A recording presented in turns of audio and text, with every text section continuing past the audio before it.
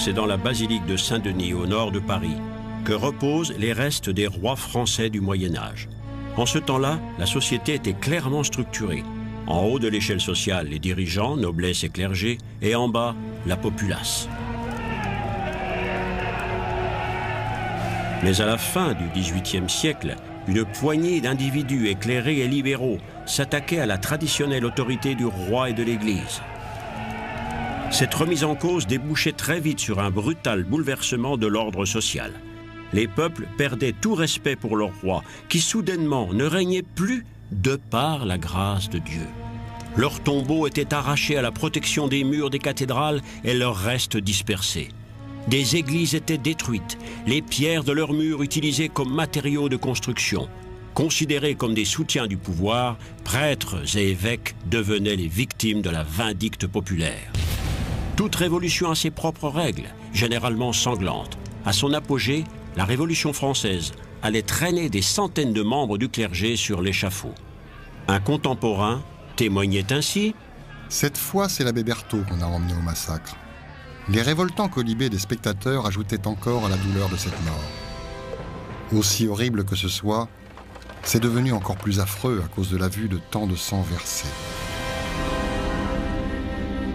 À Fréjus, sur la côte méditerranéenne, la Révolution donnait aux pêcheurs le privilège de porter les armes.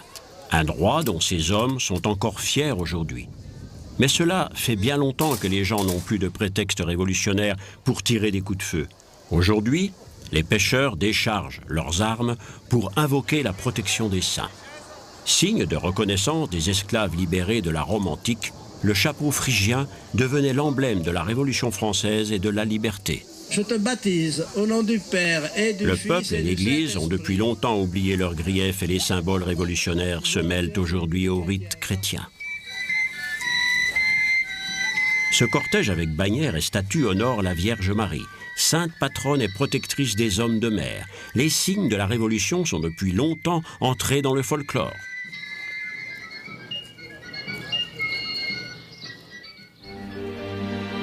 En cette fin du XVIIIe siècle, la ville provençale de Fréjus était au centre d'une paisible région. Mais la beauté de cette campagne du sud de la France est parfois bien trompeuse. À cette époque, cette terre avait bien du mal à nourrir sa population. Quittant ce havre de paix, un jeune homme de 17 ans se mettait en route pour rejoindre Paris. Il s'appelait Emmanuel Joseph Sieyès. Sieyès était le fils d'un petit et pauvre collecteur d'impôts. Son lot était celui de beaucoup d'autres enfants de familles nombreuses, une éducation sévère, frugale et sans espoir de recevoir jamais la moindre part d'héritage. Son chemin le menait donc directement de sa ville natale au séminaire et à la prêtrise à Paris. D'ici, il écrirait plus tard à son père: « Cher père, vous m'avez envoyé dans cette voie. Soit je serai capable de m'en accommoder, soit je sombrerai. » Sieyès commençait ses études de théologie au séminaire Saint-Sulpice.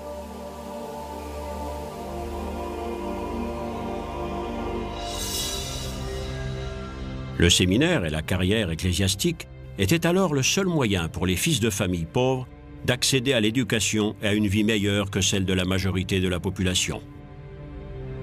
Pour faire carrière, les fils les plus doués de la petite bourgeoisie pauvre de l'époque n'avaient que deux choix: l'uniforme rouge du soldat ou la soutane noire du prêtre. Entre le rouge et le noir, le faible Sieyès n'avait d'autre solution que d'endosser la soutane. Le modèle d'éducation religieuse de Saint-Sulpice était un choc pour le jeune Sieyès. Cette éducation est un système inhumain dans lequel les éducateurs, se référant à quelques modèles malsains, mettent tous leurs efforts à accomplir leur mission en torturant moralement et physiquement leurs élèves. Sieyès se faisait rapidement une opinion sur les abus sociaux de son temps. Se cherchant des maîtres à penser, il se plongeait secrètement dans l'étude des écrits des personnages les plus éclairés de son temps. Il lisait Diderot, pour qui toute croyance allant au-delà de la raison était superstition et dont les sévères critiques de l'Église catholique avaient des parfums d'athéisme. ou Rousseau, qui s'opposait à toute forme de dogmatisme religieux. Les croyances traditionnelles étaient de plus en plus mises en doute.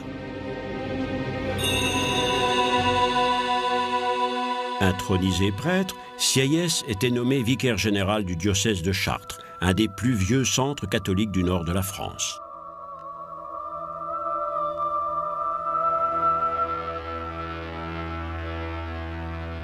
Lors de la convocation des États généraux, il devenait représentant du clergé à l'Assemblée provinciale. Sa vie ecclésiastique prenait un tour politique. C'était le début d'une étonnante carrière. Pour Sieyès, la cathédrale de Chartres n'avait rien d'une tour d'ivoire. Il développait à l'époque une perception plus aiguë que jamais des problèmes sociaux et il demandait ouvertement « Comment un individu peut-il combattre pour regagner les droits que l'Église et l'État lui ont confisqués ? La liberté, l'égalité et la fraternité ne sont-ils pas des principes chrétiens ? » En 1789, année où allait exploser la Révolution, l'ecclésiastique se transformait en avocat des opprimés. Dans un écrit, il posait une question provocante, mais fondamentale. Qu'est-ce que le tiers-État ? Cette même année, l'approvisionnement en produits alimentaires de base était déficient. Le peuple du pays le plus riche d'Europe commençait à souffrir de la famine. Et pourtant, en dépit de l'inflation et des mauvaises récoltes successives qui menaçaient la survie de la population, le pays était encore en paix. À la question « Qu'est-ce que le tiers-État ?» répondait bientôt une affirmation péremptoire. « Il n'est rien, mais il sera tout. » La Révolution allait bouleverser toute l'Europe, même si dans un premier temps, seule la capitale française semblait affectée. Après tout, les événements couvaient depuis fort longtemps à Paris et pas seulement pour cause de famine généralisée. Une bourgeoisie ambitieuse avait fait sienne les idées du siècle des Lumières, même si les écrits anticléricaux de Voltaire, vieux d'un demi-siècle, avaient été interdits, ses enseignements sur la prédominance de raison étaient restés étonnamment vivants. Les vieux rêves de liberté prenaient forme dans tous les domaines. Les frères Montgolfier et leurs ballons à air chaud étaient comme un symbole du développement illimité des possibilités humaines.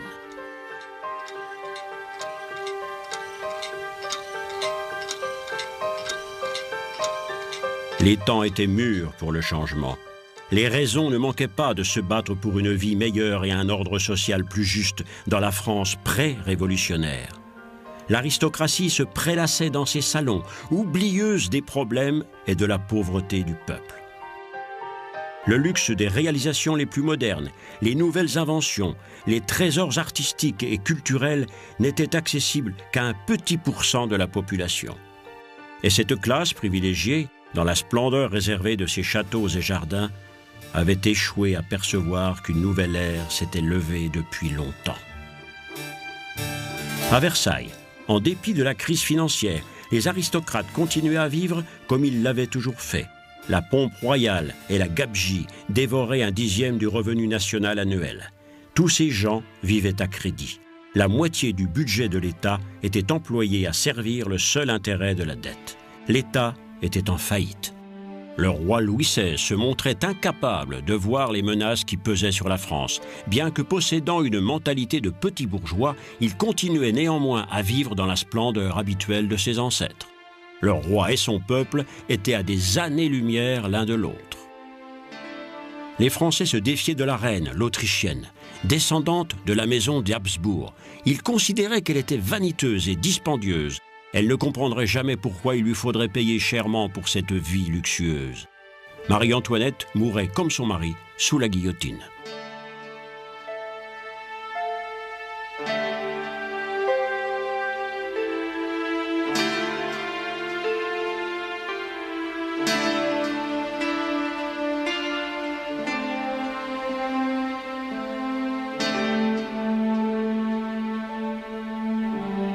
La noblesse qui s'affichait au fronton des monuments et considérait le royaume comme de droit divin, refusait de voir la famine touchant les populations urbaines et la misère des paysans.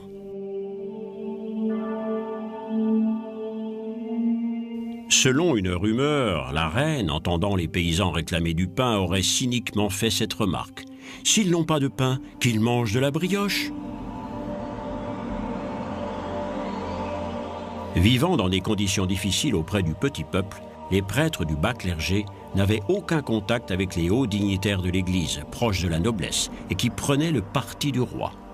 Comme beaucoup d'autres prêtres de même condition, l'abbé Sieyès prenait ses distances d'avec cette Église des puissants. Il abandonnait ses charges ecclésiastiques et se mettait au service de quelque chose de plus grand, la Révolution. Lors du serment du jeu de paume à Versailles, un nom passait presque inaperçu parmi celui de tous les signataires, celui de Robespierre. Et pourtant, cet homme allait bientôt semer la crainte et la terreur dans le pays, y compris parmi les partisans de la Révolution. Mais beaucoup d'ecclésiastiques révolutionnaires continuaient de croire à l'avènement d'un monde meilleur.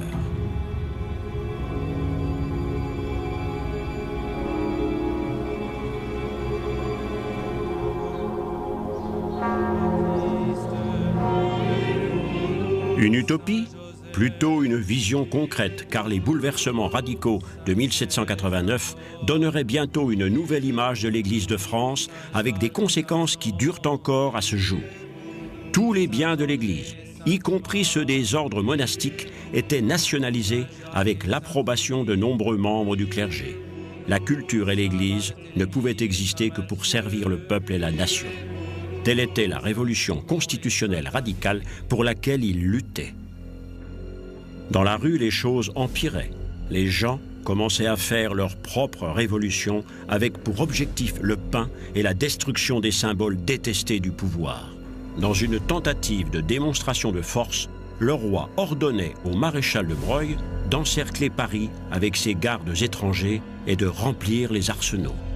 Bientôt, Paris devenait un camp armé. Comme une étincelle dans un baril de poudre, les guichets d'octroi aux limites de la ville étaient incendiés, libérant la haine refoulée de la population. Des foules déchaînées, enfonçant les portes des Invalides, s'emparaient de 32 000 fusils et de 27 canons. La plèbe était maintenant armée. Le 14 juillet, le peuple de Paris s'emparait de la Bastille, forteresse royale désarmée, mais synonyme d'asservissement, devenue le symbole méprisé de la tyrannie totalitaire.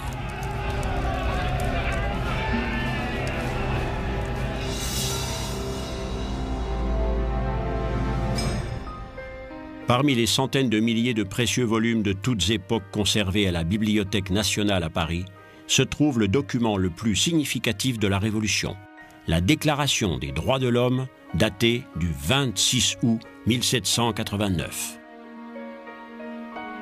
Les représentants du peuple français, constitués en Assemblée nationale, considèrent que l'ignorance, l'oubli ou le mépris des droits de l'homme sont les seules causes des malheurs publics et de la corruption des gouvernements. Soutenu par de nombreux membres du clergé et particulièrement l'abbé Sieyès, qui en était partiellement l'auteur, le préambule à la Déclaration des droits de l'homme énonçait sans équivoque les enjeux du mouvement.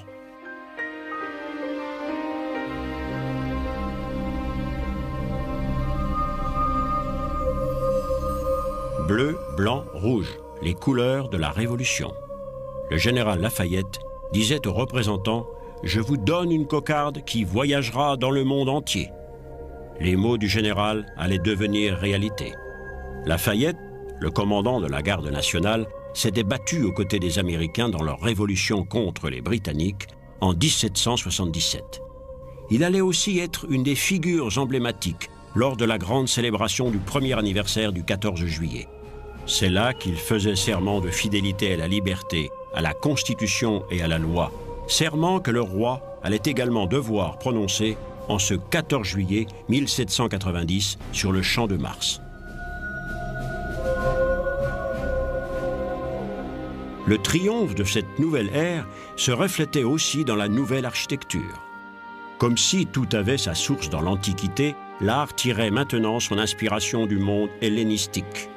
La loi de la République était donnée à la France par Pallas Athéna. Enveloppée de sa grâce antique, la figure allégorique de la politique apparaissait avec les nouvelles tables de la loi faites de philosophie pure, le volet économique étant symbolisé par la corne d'abondance, promesse de la Révolution. La cérémonie empruntait également au christianisme et l'œil de Dieu devenait maintenant l'œil de raison. l'art devenait la passerelle de toute l'humanité et la liberté, coiffée du chapeau d'un esclave romain libéré devant une pyramide, l'aube d'une nouvelle ère. On trouve encore les restes de monuments révolutionnaires dans le parc Monceau à Paris. La pyramide représente la sainte montagne du souvenir, un symbole du rattachement à la culture de l'Antiquité.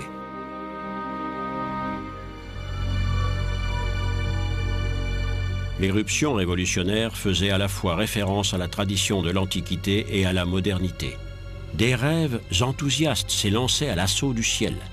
Les premiers vols de ballons à air chaud annonçaient la conquête des cieux sous l'œil attentif des militaires. Car la révolution, menacée de l'intérieur, l'était aussi particulièrement de l'extérieur. Elle avait mis en jeu le principe monarchique, socle sur lequel toute l'Europe s'était jusqu'alors construite et maintenue. L'Autriche et la Prusse menaçaient de rentrer en guerre si les révolutionnaires osaient porter la main sur le roi. Le 21 juin 1791, le roi était arrêté alors qu'il tentait de fuir la France, confortant ainsi la croyance populaire d'un complot aristocratique. Certains demandant qu'il soit jugé pour haute trahison, les relations avec l'étranger atteignaient un seuil critique. En Grande-Bretagne, en Espagne, en Prusse et en Autriche, les gouvernements s'organisaient pour combattre la Révolution. Mais après 2 années de désordre, l'armée française était dans un état pitoyable. La moitié des officiers avaient émigré, beaucoup étaient passés à l'ennemi. Avec le recrutement de nouveaux soldats dans toutes les couches de la société, l'Europe voyait se constituer la première armée patriotique nationale. Les volontaires marseillais arrivaient à Paris au rythme d'un chant guerrier qui deviendrait l'hymne national français, la Marseillaise. Le souffle révolutionnaire se propagerait partout en Europe au son de cette mélodie.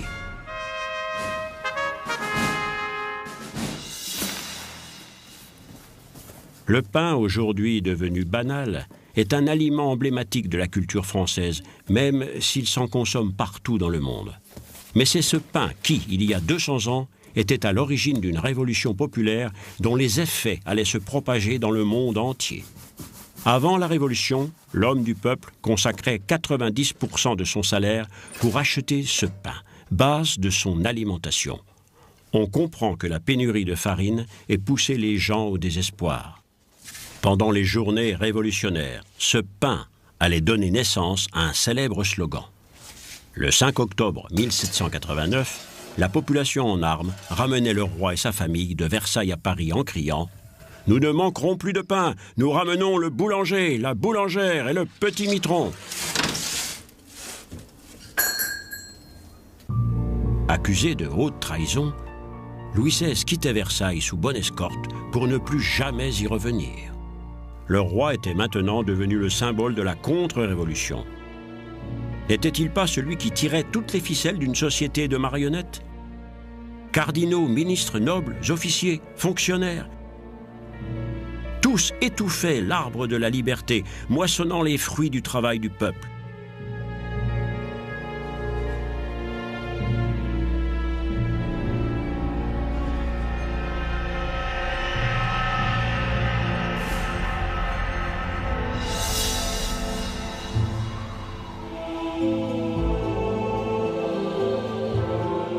La Révolution française marquait un tournant dans le rapport de l'Église et de l'État. Depuis l'époque de Jésus, les questions religieuses avaient déterminé la vie quotidienne des peuples et la vie politique des nations. L'Église médiévale et ses évêques s'étaient imposés dans les questions d'ordre temporel et la culture était pénétrée du dogme chrétien.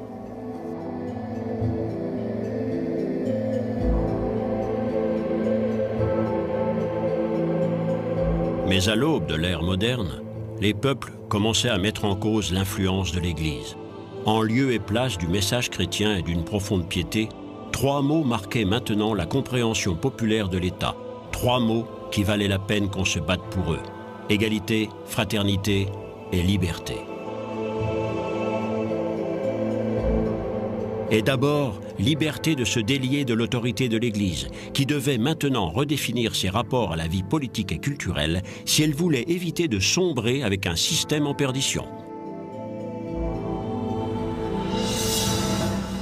Louis XVI, le traître dégradé, est redevenu le citoyen ordinaire Louis Capet, était exécuté le 21 janvier 1793.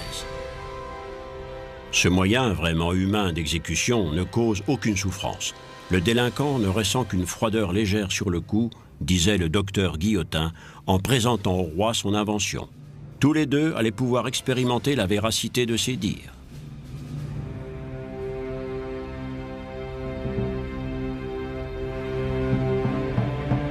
Pour une grande partie de la population, la reine Marie-Antoinette était le vampire de la France. Elle était incarcérée à la conciergerie, principale prison de la Révolution que l'on appelait l'antichambre de la guillotine. Marie-Antoinette, soupçonnée de comploter avec les puissances étrangères, était elle aussi condamnée à la peine de mort.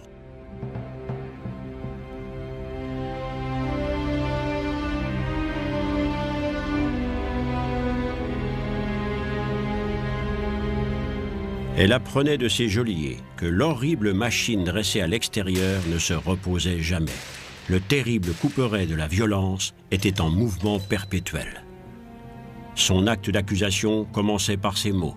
Sans aucun doute, depuis son arrivée en France, Marie-Antoinette a été le fléau et la sangsue de la France. Les preuves de haute trahison étaient minces, mais le verdict certain dès le début de son procès.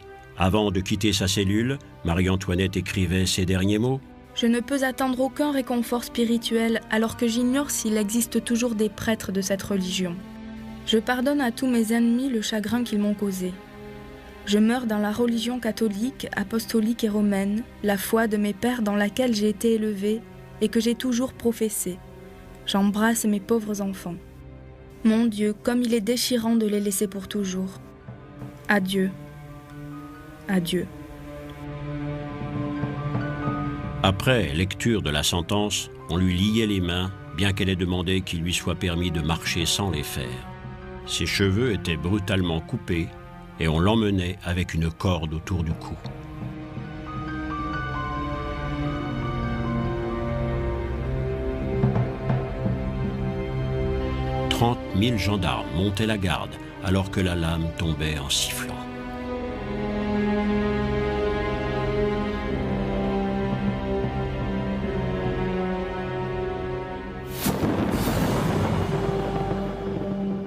Tous n'étaient plus égaux devant Dieu, mais devant la guillotine. Devant leur refus de prêter serment à la Constitution, les radicaux, emmenés par Robespierre, considéraient maintenant le clergé comme autant d'ennemis. Sieyès, prudent, disparaissait. La Révolution dévorait ses enfants. Danton, ministre de la Justice, était le grand ordonnateur des meurtres. Le parlementaire Jean Marat inventait le slogan « Nous ne devons laisser derrière nous que du sang et des cadavres ». L'église du Panthéon, construite sous Louis XV, devenait un temple en hommage aux grands hommes de la patrie.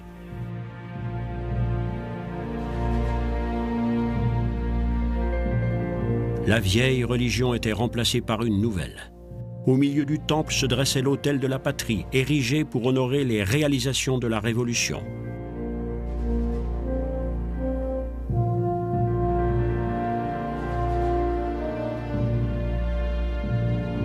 Les nouveaux saints du culte de la raison étaient les grands philosophes de l'époque des Lumières, ceux qui avaient développé l'idée de liberté. Le premier d'entre eux était Voltaire. C'est ici qu'est enterré le pourfendeur du pouvoir ecclésiastique, le combattant de la tolérance.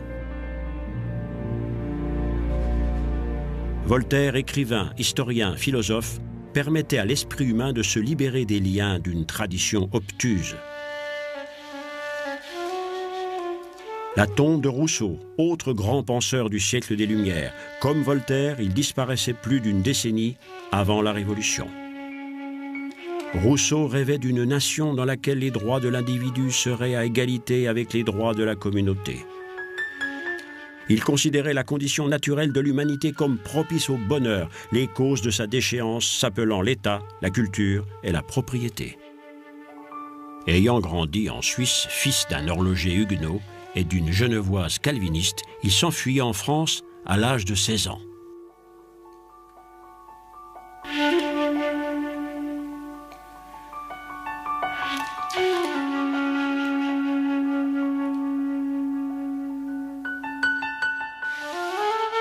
Dans le jardin idyllique de sa protectrice, la baronne de Warens, Rousseau trouvait son image de Dieu. À la place du Christ, il plaçait un Dieu qui pourrait être éprouvé par l'observation de la nature. Rechercher la plus grande intimité possible avec la nature devait donc être la tâche assignée à toute éducation et à chaque religion.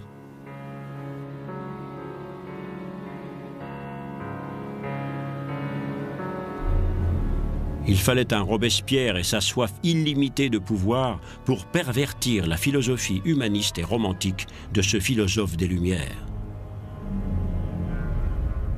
Un certificat d'adhésion au club des Jacobins, un groupe de révolutionnaires radicaux. Les partisans de Robespierre excluaient tous ceux qui ne partageaient pas leurs idées. La terreur, devenue mode de gouvernement, se tournait de plus en plus contre ses propres membres, contre les traîtres en son propre sein. Aucun n'était épargné. Les prisons se remplissaient. Vers la fin du régime de terreur, environ 17 000 têtes tombaient dans la seule ville de Paris. Un témoin oculaire nous a laissé une description du macabre spectacle. Après qu'il l'ait tiré sur l'échafaud, il a regardé le bourreau, la planche et les instruments meurtriers. De la foule assemblée est monté un hurlement bestial. La brutalité de l'exécution a été considérablement atténuée par la vitesse à laquelle elle a eu lieu. Le bourreau et ses aides avaient tout préparé. Le sacrifice pouvait commencer. Il a empoigné sa victime par un bras pendant qu'un de ses aides, le plus grand, lui prenait l'autre bras et que le deuxième assistant lui empoignait les jambes. Immédiatement, il était couché face contre terre.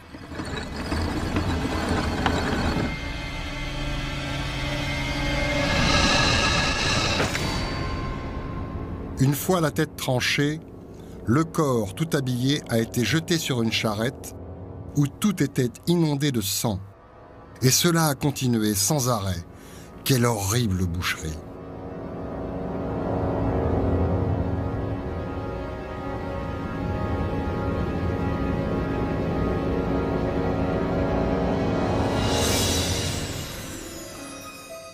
Saint-Sulpice, l'ancien séminaire de Sieyès, était exproprié. Les prêtres qui refusaient de prêter serment à la Constitution étaient poursuivis et arrêtés dans tout le pays. 30 000 partaient en exil, 2 000 étaient expulsés, des centaines exécutés.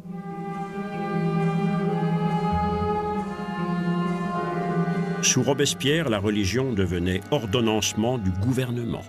Le despote se transformait en saint d'une église qui n'avait d'autre Dieu que la raison. Le couvent de l'ordre des Carmélites était reconverti en prison en 1792. Ce lieu allait être le théâtre d'un meurtre massif, dont les traces sont toujours visibles à ce jour.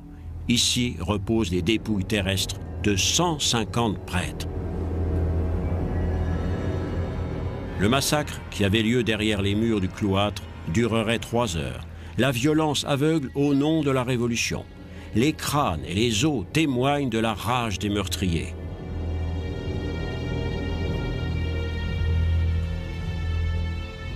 Les rapports révolutionnaires notent fièrement que les victimes avaient été promptement exécutées. 1 meurtre par minute. L'industrie de la mort.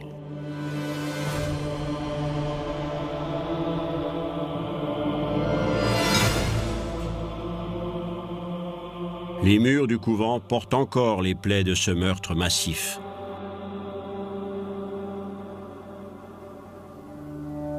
Était-ce cela le triomphe de la raison ? Était-ce cela la façon de libérer les individus de la domination et de l'oppression ? Était-ce pour cela que le tiers-État, et avec lui nombre de ceux siégeant dans les rangs du clergé, s'étaient battus ? Était-ce cela l'aboutissement logique d'une constitution qui, sous de beaux mots, invoquait les droits de l'homme ?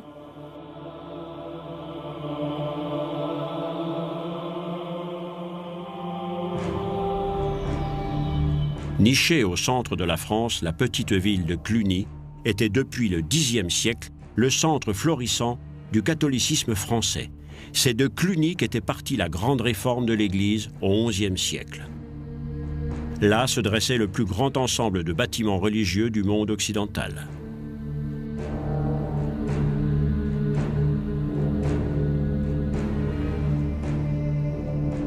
À Cluny, la ferveur révolutionnaire allait tourner en folie furieuse. les hautes tours de la vénérable église étaient abattues sur décret du gouvernement révolutionnaire sous prétexte que leur élévation au-dessus d'autres constructions viole le principe d'égalité. L'armée révolutionnaire mettait le feu au mobilier et détruisait les statues. Tous les bâtiments de l'immense complexe monastique et les églises étaient rasés, les quelques bâtiments restants utilisés comme écuries. Cluny, le symbole d'une foi catholique millénaire en terre de France, devenait une carrière de pierre. L'œuvre des compagnons bâtisseurs du Moyen-Âge redevenait matériau de construction vendu aux plus offrants.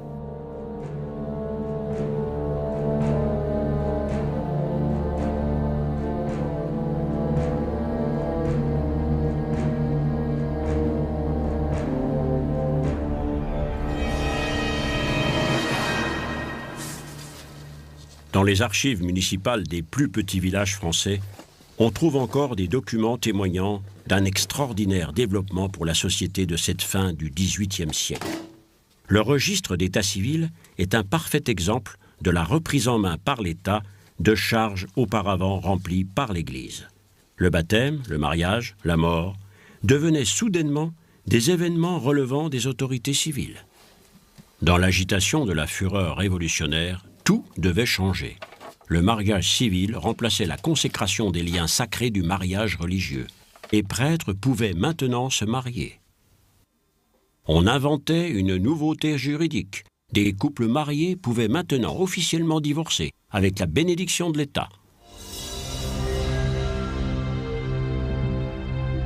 On interdisait aux prêtres de pratiquer leur ministère au grand air et une demande était posée pour supprimer les croix sur les tombes. Les services religieux du dimanche étaient catégoriquement interdits. De nombreuses églises paroissiales étaient complètement fermées ou reconverties en temples de la raison. On remplaçait une fois pour toutes le culte de la superstition et de l'hypocrisie par le culte de la République et de la moralité naturelle. Dans l'ombre, de nombreux cultes mystérieux fleurissaient. Les interdictions pleuvaient, des cimetières étaient abruptement fermés. En Bretagne et en Vendée, les populations résistaient à ces innovations. À Paris, ce mouvement baptisé contre-révolutionnaire ouvrait la voie à de nouvelles brutalités. Le combat faisait rage des deux côtés. Un enfant de 10 ans qui avait crié « Vive la République » était exécuté sur place par les adversaires de la Révolution.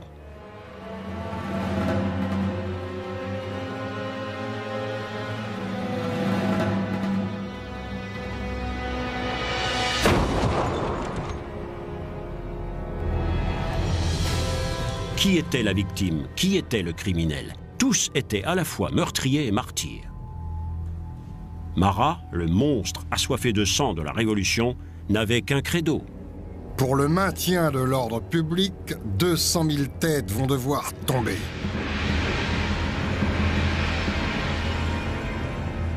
Le 13 juillet 1793, une jeune femme nommée Charlotte Corday réussissait, sous un faux prétexte, à se ménager l'accès à ce révolutionnaire impitoyable. Marat, souffrant d'une maladie de peau, passait la plupart de son temps dans son bain. C'est donc là qu'il recevait la jeune femme. Charlotte Corday lui enfonçait un couteau dans la poitrine. Marat, la bête immonde, était morte. Un chroniqueur de l'époque notait « Un chirurgien n'aurait pu faire meilleur travail. » Mais la Révolution en faisait un saint de sa cause. Un culte de Marat s'instaurait. Des monuments, des hôtels même, étaient érigés en son honneur. 29 villes prenaient son nom, que l'on donnait aussi aux enfants nouveau-nés. Son cœur embaumé était exposé dans une urne comme une relique. L'art drapait les réalisations de la Révolution de la noble parure de l'histoire antique. L'an 1 d'une nouvelle ère était célébré par des plaques commémoratives. Le personnage allégorique de la Révolution, saint et puissant comme Hercule, pourfendait l'ange noir de l'obscurantisme, la vieille religion. Les illusions d'un jour naissant.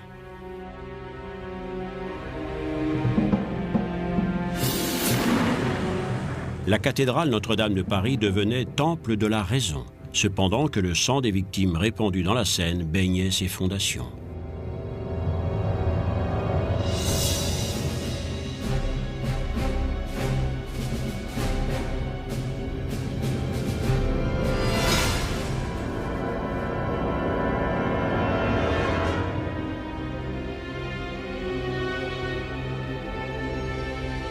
Les pierres tombales du cimetière de Picpus ressemblent à un annuaire de la société de cette fin du XVIIIe siècle, toutes les classes de la société s'y côtoyant dans un même silence interrogateur.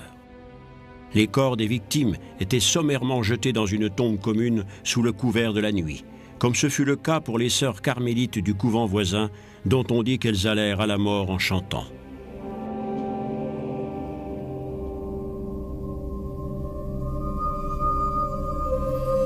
Cette chapelle est un lieu de recueillement en souvenir des victimes de la Révolution. Les sœurs de l'ordre de l'adoration de Christ y prient toujours chaque jour pour les exécuter, aussi bien que pour leurs bourreaux.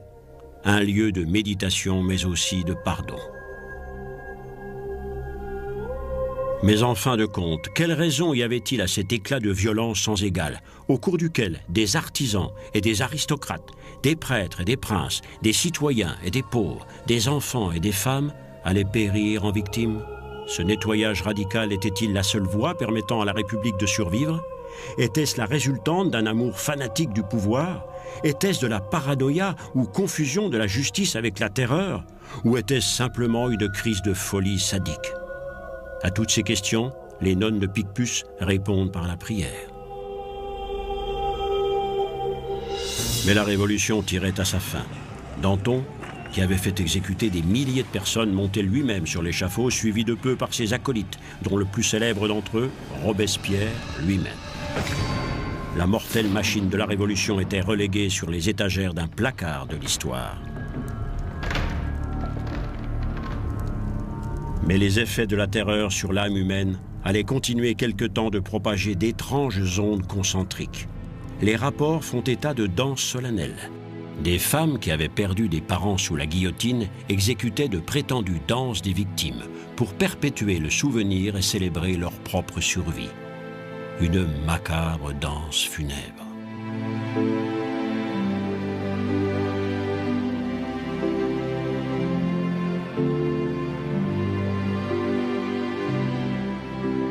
L'une d'entre ces femmes s'appelait Joséphine de Beauharnais, la belle métisse que Bonaparte allait épouser. Elle laissait le souvenir de son passage dans les geôles du cloître des Carmélites en gravant son nom sur le mur pour la postérité. Sieyès, qui était prudemment resté à distance pendant la tourmente, réapparaissait sur la scène politique une fois le danger passé. Membre du Directoire, comme s'appelait le nouveau régime politique, il recevait cette arme en remerciement pour service rendu à la nation. Après avoir sauvé sa vie, il sauvait sa réputation. Sieyès demandait maintenant la stabilité politique. Au milieu d'un cercle d'intimes, il s'écriait « J'ai besoin d'une épée. Mais qui la tiendra ?» Un jeune et ambitieux général de 27 ans allait répondre à son appel. Le 10 novembre 1799, Bonaparte s'emparait des rênes du pouvoir. Bonaparte réorganisait le pays après les désordres révolutionnaires. En 1804, il donnait à la France et à l'Europe un nouveau code de loi moderne, le Code Napoléon.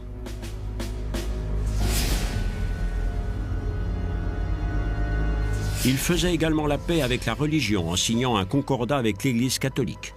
Le catholicisme était reconnu religion de la majorité du peuple français, mais la séparation de l'Église et de l'État n'était pas remise en cause. En se faisant couronner empereur par le pape, Bonaparte devenait Napoléon et soldait la Révolution. La guerre civile était finie, mais la guerre avec de nombreuses nations européennes continuait à l'extérieur. Avec les horreurs de la guerre, les soldats apportaient également les idées d'égalité et de fraternité. Quant à la liberté, elle allait, comme souvent dans l'histoire, passer à la trappe sous le règne de Napoléon.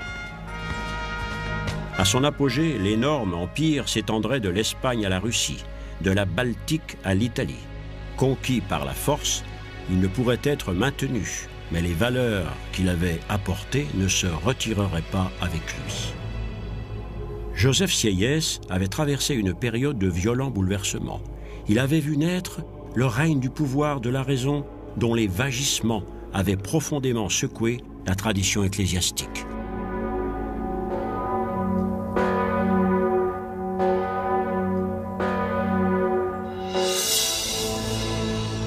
Au sortir de cette période, l'énorme innovation qu'était la séparation de l'Église et de l'État devenait irréversible. Au cours des siècles de cheminement du christianisme à travers l'histoire, dans la joie et la douleur, à travers la paix et la guerre, jamais une telle ligne de démarcation n'avait été aussi clairement tracée. C'en était fini de l'interpénétration de la religion dans la sphère politique. L'ère moderne mettait définitivement en question le pouvoir temporel de l'Église. Mais ce n'était pas une perte, bien au contraire. Ce faisant, le christianisme retrouvait enfin la possibilité de se concentrer librement sur le message du Christ.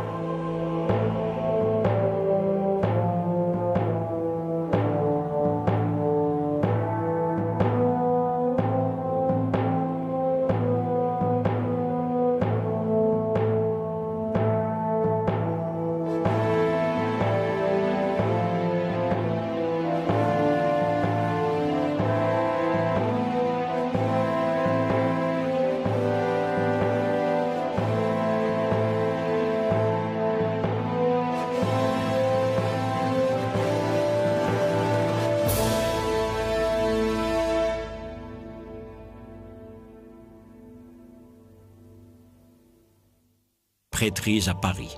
D'ici, il écrirait plus tard à son père « Cher père, vous m'avez envoyé dans cette voie. Soit je serai capable de m'en accommoder, soit je sombrerai. » Sieyès commençait ses études de théologie au séminaire Saint-Sulpice.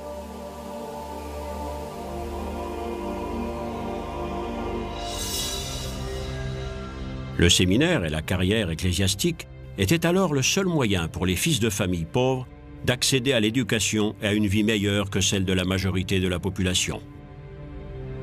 Pour faire carrière, les fils les plus doués de la petite bourgeoisie pauvre de l'époque n'avaient que deux choix, l'uniforme rouge du soldat ou la soutane noire du prêtre. Entre le rouge et le noir, le faible Sieyès n'avait d'autre solution que d'endosser la soutane. Le modèle d'éducation religieuse de Saint-Sulpice était un choc pour le jeune Sieyès. Cette éducation est un système inhumain dans lequel les éducateurs, se référant à quelques modèles malsains, mettent tous leurs efforts à accomplir leur mission en torturant moralement et physiquement leurs élèves. Sieyès se faisait rapidement une opinion sur les abus sociaux de son temps. Se cherchant des maîtres à penser, il se plongeait secrètement dans l'étude des écrits des personnages les plus éclairés de son temps. Il lisait Diderot, pour qui toute croyance allant au-delà de la raison était superstition et dont les sévères critiques de l'Église catholique avaient des parfums d'athéisme. Ou Rousseau, qui s'opposait à toute forme de dogmatisme religieux. Les croyances traditionnelles étaient de plus en plus mises en doute.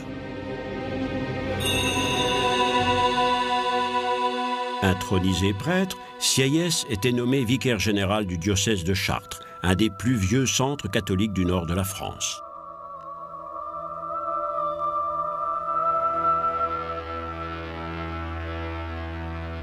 Lors de la convocation des États généraux, il devenait représentant du clergé à l'Assemblée provinciale.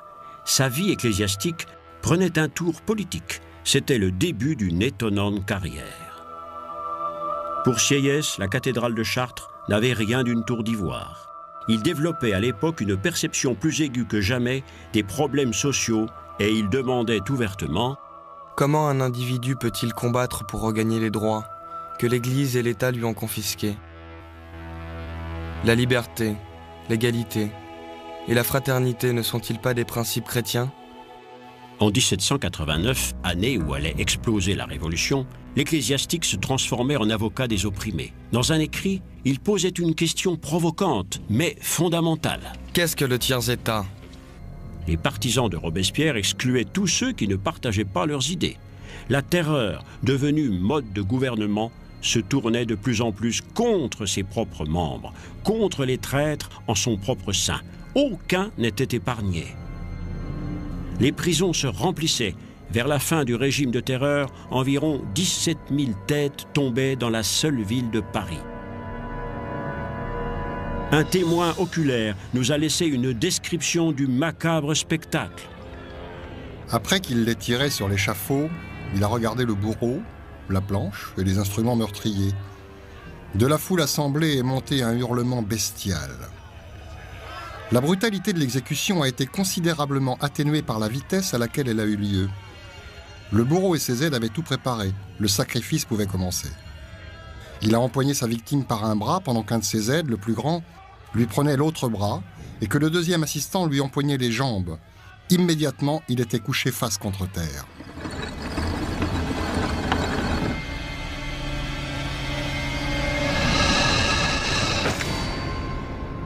Une fois la tête tranchée, le corps tout habillé a été jeté sur une charrette où tout était inondé de sang.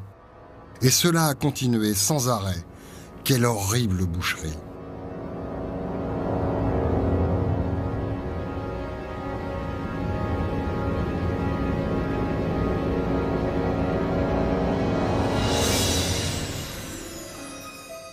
Saint-Sulpice, l'ancien séminaire de Sieyès, était exproprié. Les prêtres qui refusaient de prêter serment à la Constitution étaient poursuivis et arrêtés dans tout le pays.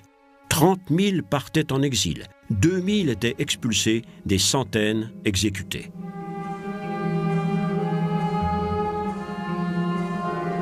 Sous Robespierre, la religion devenait ordonnancement du gouvernement. Le despote se transformait en saint d'une église qui n'avait d'autre Dieu que la raison.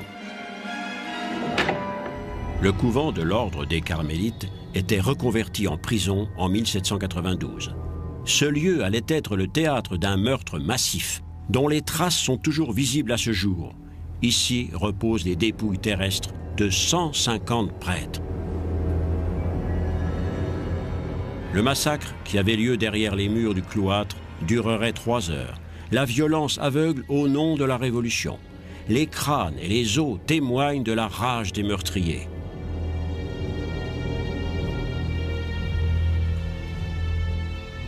Les rapports révolutionnaires notent fièrement que les victimes avaient été promptement exécutées. 1 meurtre par minute. L'industrie de la mort. De la Révolution, saint et puissant comme Hercule, pourfendait l'ange noir de l'obscurantisme, la vieille religion. Les illusions d'un jour naissant.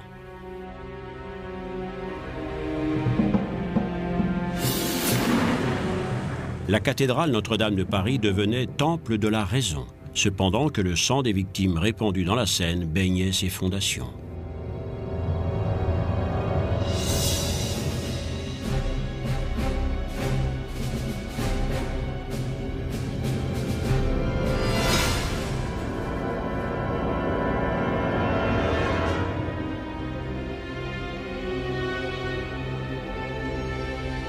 Les pierres tombales du cimetière de Picpus ressemblent à un annuaire de la société de cette fin du XVIIIe siècle, toutes les classes de la société s'y côtoyant dans un même silence interrogateur. Les corps des victimes étaient sommairement jetés dans une tombe commune sous le couvert de la nuit, comme ce fut le cas pour les sœurs carmélites du couvent voisin, dont on dit qu'elles allèrent à la mort en chantant.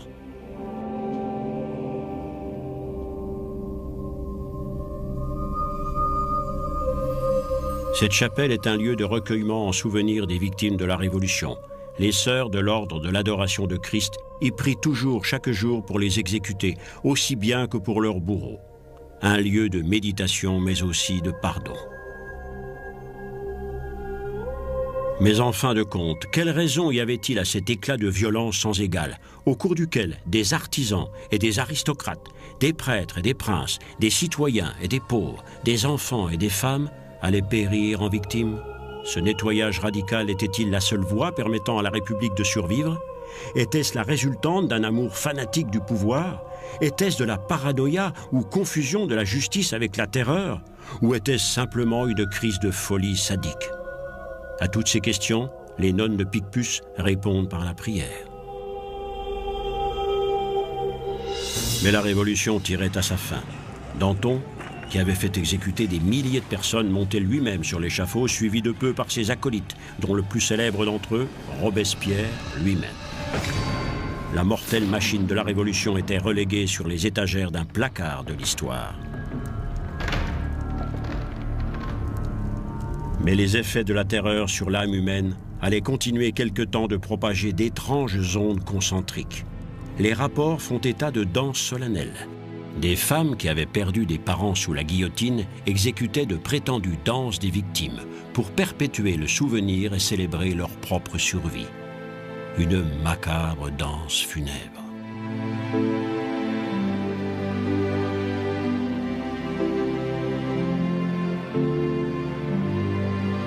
Les rapports font état de danses solennelles. Des femmes qui avaient perdu des parents sous la guillotine exécutaient de prétendues danses des victimes pour perpétuer le souvenir et célébrer leur propre survie. Une macabre danse funèbre.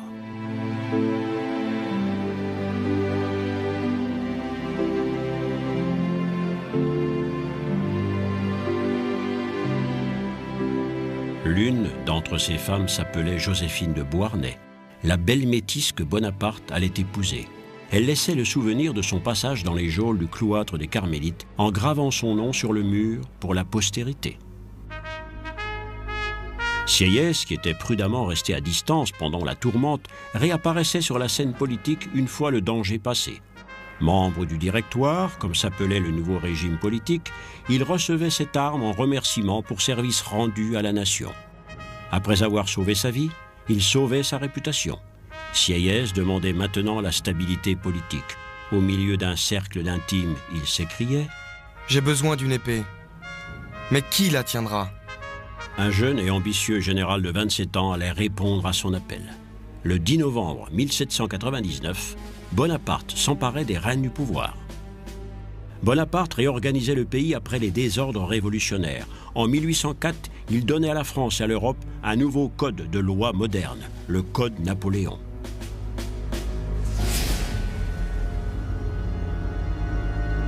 Il faisait également la paix avec la religion en signant un concordat avec l'Église catholique.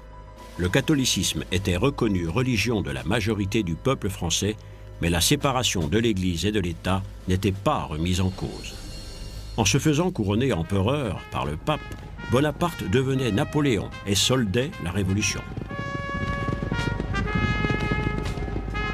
La guerre civile était finie, mais la guerre avec de nombreuses nations européennes continuait à l'extérieur. Avec les horreurs de la guerre, les soldats apportaient également les idées d'égalité et de fraternité. Quant à la liberté, elle allait, comme souvent dans l'histoire, passer à la trappe sous le règne de Napoléon. À son apogée, l'énorme empire s'étendrait de l'Espagne à la Russie, de la Baltique à l'Italie. Conquis par la force, il ne pourrait être maintenu, mais les valeurs qu'il avait apportées ne se retireraient pas avec lui. Joseph Sieyès avait traversé une période de violents bouleversements. Il avait vu naître le règne du pouvoir de la raison dont les vagissements avaient profondément secoué la tradition ecclésiastique.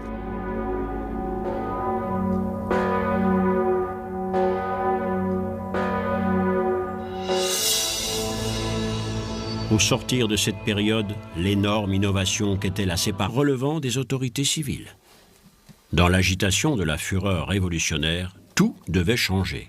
Le mariage civil remplaçait la consécration des liens sacrés du mariage religieux. Et prêtres pouvaient maintenant se marier. On inventait une nouveauté juridique. Des couples mariés pouvaient maintenant officiellement divorcer, avec la bénédiction de l'État. On interdisait aux prêtres de pratiquer leur ministère au grand air et une demande était posée pour supprimer les croix sur les tombes. Les services religieux du dimanche étaient catégoriquement interdits. De nombreuses églises paroissiales étaient complètement fermées ou reconverties en temples de la raison. On remplaçait une fois pour toutes le culte de la superstition et de l'hypocrisie par le culte de la République et de la moralité naturelle. Dans l'ombre, de nombreux cultes mystérieux fleurissaient. Les interdictions pleuvaient, des cimetières étaient abruptement fermés. En Bretagne et en Vendée, les populations résistaient à ces innovations. À Paris, ce mouvement, baptisé contre-révolutionnaire, ouvrait la voie à de nouvelles brutalités. Le combat faisait rage des deux côtés. Un enfant de 10 ans, qui avait crié « Vive la République !» était exécuté sur place par les adversaires de la Révolution.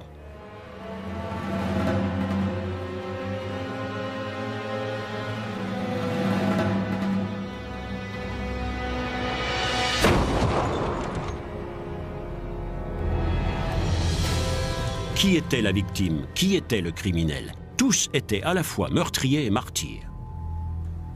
Marat, le monstre assoiffé de sang de la Révolution, n'avait qu'un credo. Pour le maintien de l'ordre public, 200 000 têtes vont devoir tomber.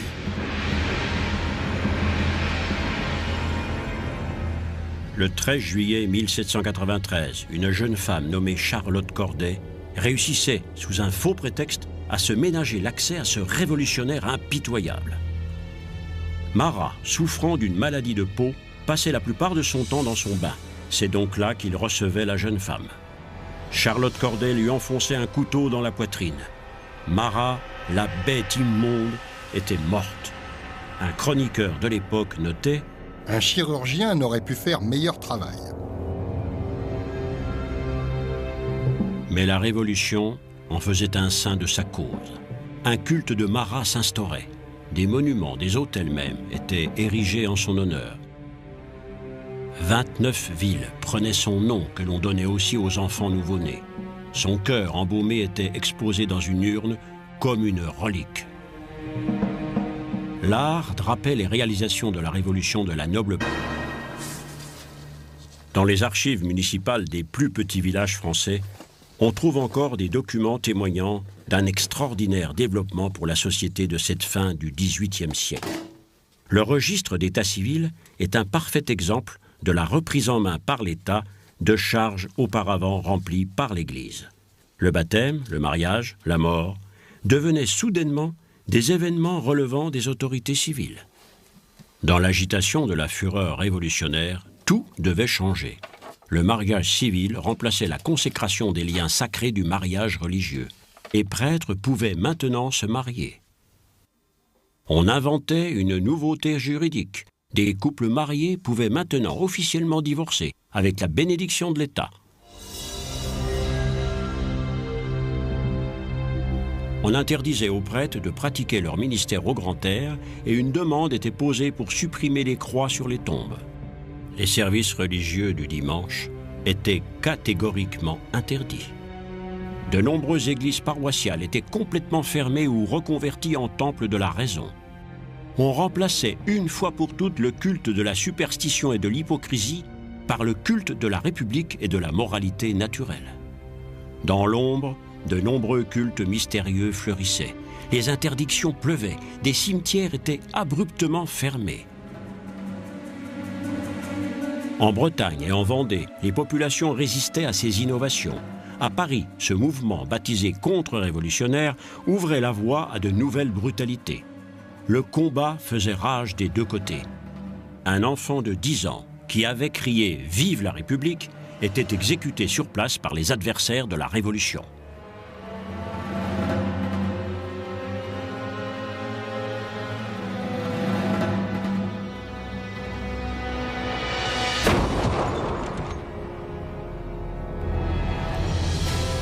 Qui était la victime? Qui était le criminel? Tous étaient à la fois meurtriers et martyrs.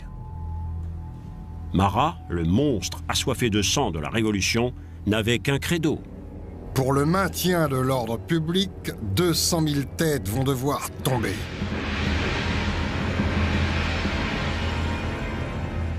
Le 13 juillet 1793, une jeune femme nommée Charlotte Corday réussissait, sous un faux prétexte, à se ménager l'accès à ce révolutionnaire impitoyable. Marat, souffrant d'une maladie de peau, passait la plupart de son temps dans son bain. C'est donc là qu'il recevait la jeune femme. Charlotte Corday lui enfonçait un couteau dans la poitrine. Marat, la bête immonde, était morte.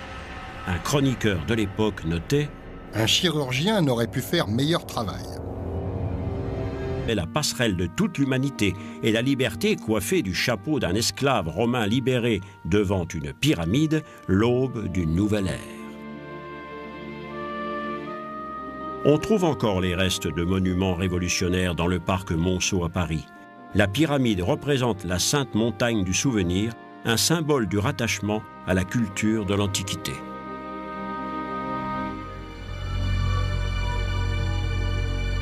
L'éruption révolutionnaire faisait à la fois référence à la tradition de l'Antiquité et à la modernité. Des rêves enthousiastes s'élançaient à l'assaut du ciel. les premiers vols de ballons à air chaud annonçaient la conquête des cieux sous l'œil attentif des militaires. Car la Révolution, menacée de l'intérieur, l'était aussi particulièrement de l'extérieur. Elle avait mis en jeu le principe monarchique, socle sur lequel toute l'Europe s'était jusqu'alors construite et maintenue. L'Autriche et la Prusse menaçaient de rentrer en guerre si les révolutionnaires osaient porter la main sur le roi. Le 21 juin 1791, le roi était arrêté alors qu'il tentait de fuir la France, confortant ainsi la croyance populaire d'un complot aristocratique. Certains demandant qu'il soit jugé pour haute trahison, les relations avec l'étranger atteignaient un seuil critique. En Grande-Bretagne, en Espagne, en Prusse et en Autriche, les gouvernements s'organisaient pour combattre la Révolution. Mais après 2 années de désordre, l'armée française était dans un état pitoyable. La moitié des officiers avaient émigré, beaucoup étaient passés à l'ennemi. Avec le recrutement de nouveaux soldats dans toutes les couches de la société, l'Europe voyait se constituer la première armée patriotique nationale. Les volontaires marseillais arrivaient à Paris au rythme d'un chant guerrier qui deviendrait l'hymne national français, la Marseillaise. Le souffle révolutionnaire se propagerait partout en Europe au son de cette mélodie.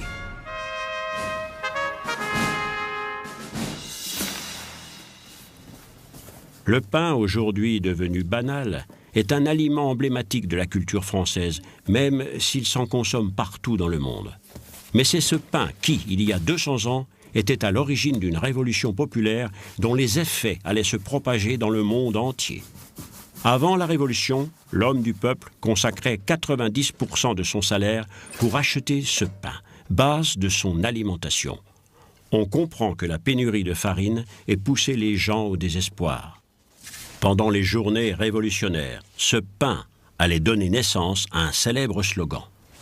Le 5 octobre 1789, la population en armes ramenait le roi et sa famille de Versailles à Paris en criant « Nous ne manquerons plus de pain, nous ramenons le boulanger, la boulangère et le petit mitron ».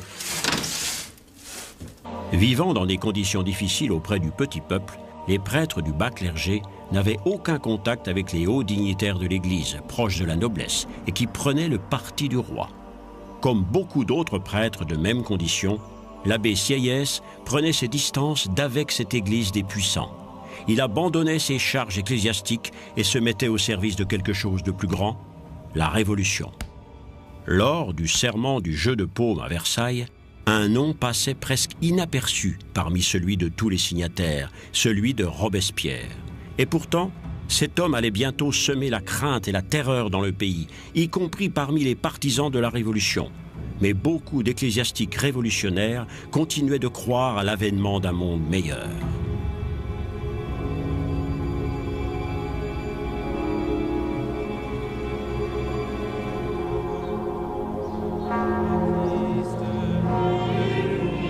Une utopie ?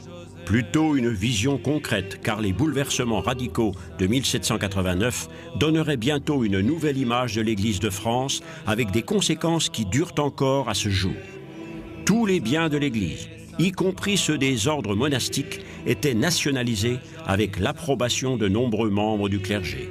La culture et l'Église ne pouvaient exister que pour servir le peuple et la nation. Telle était la révolution constitutionnelle radicale pour laquelle il luttait. Dans la rue, les choses empiraient. Les gens commençaient à faire leur propre révolution avec pour objectif le pain et la destruction des symboles détestés du pouvoir.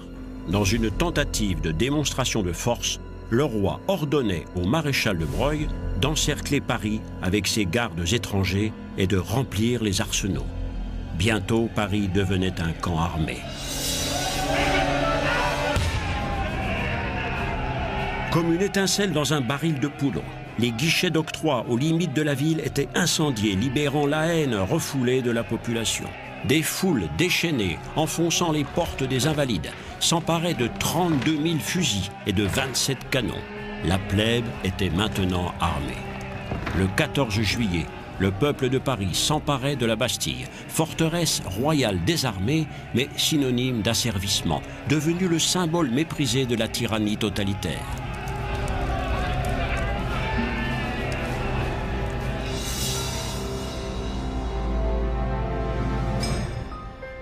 Parmi les centaines de milliers de précieux volumes de toutes époques conservés à la Bibliothèque nationale à Paris, se trouve le document le plus significatif de la Révolution, la Déclaration des droits de l'homme, datée du 26 août 1789.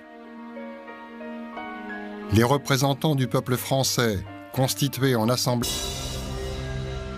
Le séminaire et la carrière ecclésiastique étaient alors le seul moyen pour les fils de famille pauvres d'accéder à l'éducation et à une vie meilleure que celle de la majorité de la population. Pour faire carrière, les fils les plus doués de la petite bourgeoisie pauvre de l'époque n'avaient que deux choix, l'uniforme rouge du soldat ou la soutane noire du prêtre. Entre le rouge et le noir, le faible Sieyès n'avait d'autre solution que d'endosser la soutane. Le modèle d'éducation religieuse de Saint-Sulpice était un choc pour le jeune Sieyès. Cette éducation est un système inhumain dans lequel les éducateurs, se référant à quelques modèles malsains, mettent tous leurs efforts à accomplir leur mission en torturant moralement et physiquement leurs élèves. Sieyès se faisait rapidement une opinion sur les abus sociaux de son temps. Se cherchant des maîtres à penser, il se plongeait secrètement dans l'étude des écrits des personnages les plus éclairés de son temps. Il lisait Diderot, pour qui toute croyance allant au-delà de la raison était superstition et dont les sévères critiques de l'Église catholique avaient des parfums d'athéisme. Ou Rousseau, qui s'opposait à toute forme de dogmatisme religieux. Les croyances traditionnelles étaient de plus en plus mises en doute. Intronisé prêtre, Sieyès était nommé vicaire général du diocèse de Chartres, un des plus vieux centres catholiques du nord de la France.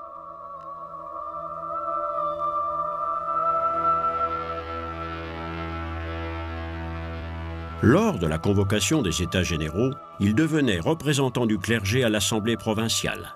Sa vie ecclésiastique prenait un tour politique. C'était le début d'une étonnante carrière. Pour Sieyès, la cathédrale de Chartres n'avait rien d'une tour d'ivoire. Il développait à l'époque une perception plus aiguë que jamais des problèmes sociaux et il demandait ouvertement « Comment un individu peut-il combattre pour regagner les droits que l'Église et l'État lui ont confisqués ? La liberté, l'égalité et la fraternité ne sont-ils pas des principes chrétiens ? » En 1789, année où allait exploser la Révolution, l'ecclésiastique se transformait en avocat des opprimés. Dans un écrit, il posait une question provocante, mais fondamentale. Qu'est-ce que le tiers-État ? Cette même année, l'approvisionnement en produits alimentaires de base était déficient. Le peuple du pays le plus riche d'Europe commençait à souffrir de la famine. Et pourtant, en dépit de l'inflation et des mauvaises récoltes successives qui menaçaient la survie de la population, le pays était encore en paix. À la question « Qu'est-ce que le tiers-État ?» répondait bientôt une affirmation péremptoire. « Il n'est rien, mais il sera tout. »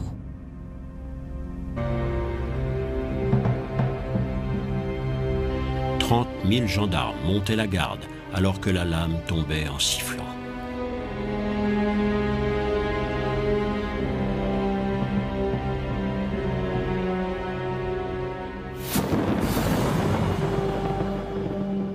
Tous n'étaient plus égaux devant Dieu, mais devant la guillotine.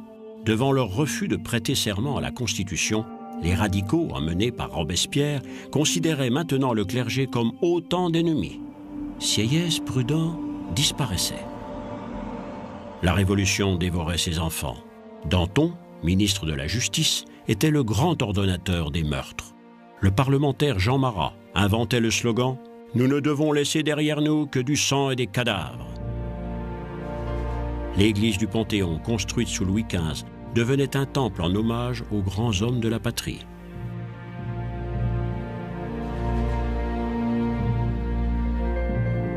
La vieille religion était remplacée par une nouvelle. Au milieu du temple se dressait l'autel de la patrie, érigé pour honorer les réalisations de la Révolution.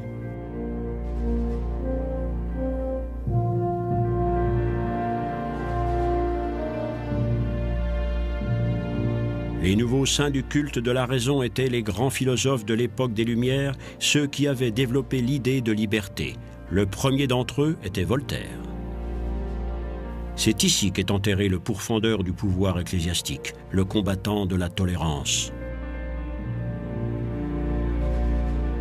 Voltaire, écrivain, historien, philosophe, permettait à l'esprit humain de se libérer des liens d'une tradition obtuse. La tombe de Rousseau, autre grand penseur du siècle des Lumières. Comme Voltaire, il disparaissait plus d'une décennie avant la Révolution. Rousseau rêvait d'une nation dans laquelle les droits de l'individu seraient à égalité avec les droits de la communauté. Il considérait la condition naturelle de l'humanité comme propice au bonheur, les causes de sa déchéance s'appelant l'État, la culture et la propriété. Ayant grandi en Suisse, fils d'un horloger huguenot et d'une genevoise calviniste, il s'enfuit en France à l'âge de 16 ans.